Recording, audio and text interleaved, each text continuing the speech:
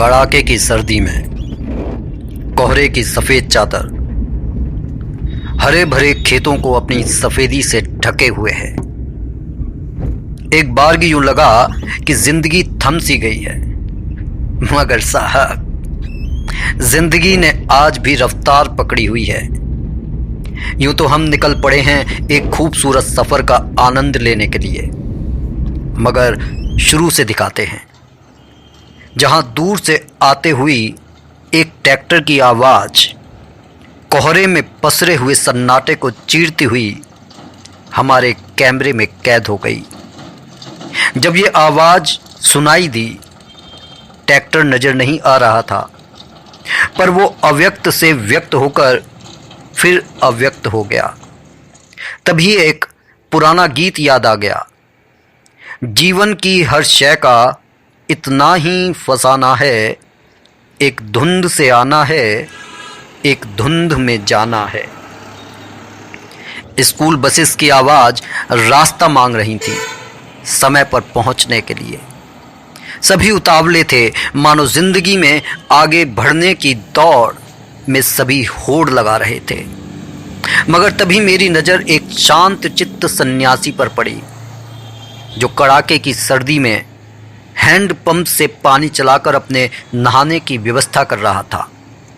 उसने कुछ पानी अपनी साइकिल पर छिड़का, मानो उसे पवित्र कर रहा हो। फिर उसने अपनी देह पहुंचने के लिए अंगोछा निकाला।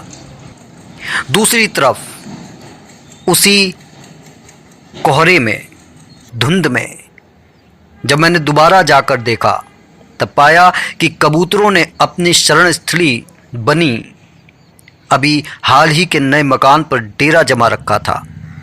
परेशान वो भी थे, क्योंकि ऐसे मौसम में ठंड से बचने के साथ शायद यही विचार विमर्श चल रहा था कि आखिर आज खाने का इंतजाम कैसे होगा, क्योंकि पेट की भूख भी अजीब है, जो इस ठंड से भी कहीं ज़्यादा भयंकर है। तभी कौओं ने आकर उनकी शांति में विघ्न डाला, मगर शायद किसी कबूतर साथी ने खाने की दावत दे दी।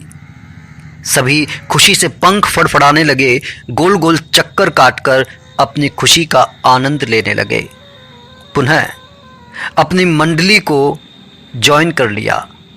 शायद अब वहां पहुंचने का प्रोग्राम। कौवा भौचक्का सा उन्हें देखता रहा कि आखिर इनको ठंड में दावत कहाँ मिल गई, और परेशान करने गाय के बछड़े के पास पहुंच गया। मगर सारी लड़ाई पेट भरने की ही चल रही थी।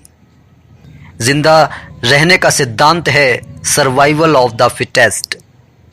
तभी यह ठंड भी किसी को बैठने नहीं देती।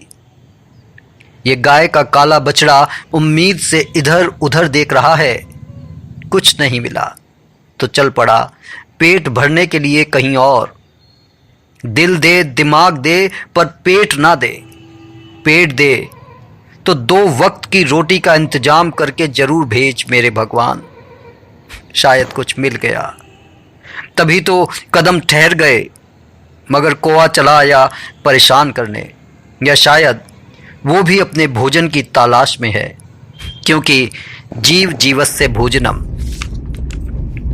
कहने का सीधा सा अर्थ है कि इस भूमंडल पर जो भी व्यक्ति या जीव, पशु पक्षी आया है, बिना कर्म किए नहीं रह सकता, और अगर कर्म नहीं करेगा तो भूखा मरेगा, सम्मान नहीं मिलेगा, अपने भी हे दृष्टि से देखेंगे।